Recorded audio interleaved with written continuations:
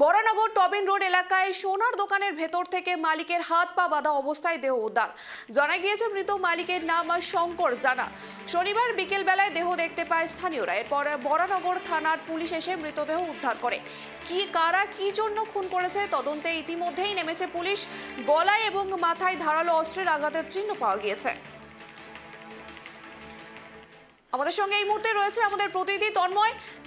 কি জন্য এই খুন, কে বা কারা করলো, কি জানা আছে, বিস্তারিত জানাও। দেখো পায়েল, গতকাল বিকাল 3:30 নাগাদ কিন্তু ঘটনাটি লক্ষ্য করে স্থানীয়রা।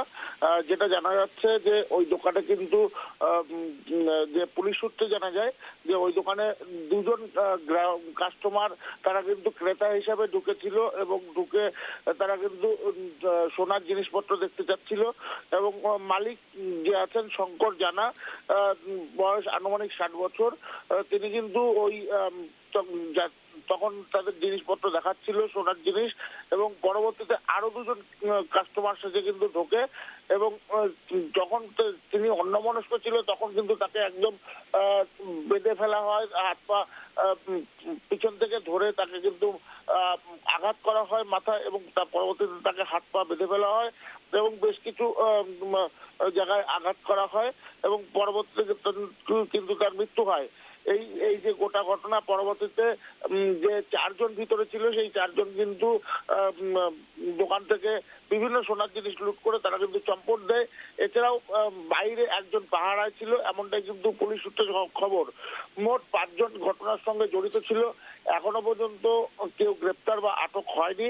পুলিশ তদন্ত করছে ঘটনা কি হয়েছে। তবে এই ঘটনায় কিন্তু কালকে কিন্তু মৃতদেহ উদ্ধার করে বরানগর থানায় নিয়ে যাওয়া হয়েছে দেহ।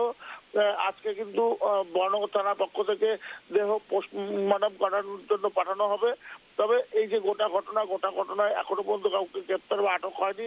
তবে এই ঘটনা নিয়ে ইতিমধ্যেই গতকালই কিন্তু ফরেনসিকের একাধিক আধিকারিকরা এসেছে, ঘটনার তদন্ত করেছে এবং পুলিশ যেটা জানিয়েছে যে তাদের হাতে সিসিটিভি ফুটেজ রয়েছে, কে বা কারা করেছে এবং এই নিয়ে কিন্তু গোটা ঘটনা নিয়ে কিন্তু খুব তাড়াতাড়ি দোষীরা গ্রেপ্তার হবে, এমনটাই কিন্তু জানিয়েছে পায়েল। ধন্যবাদ তন্ময়কে।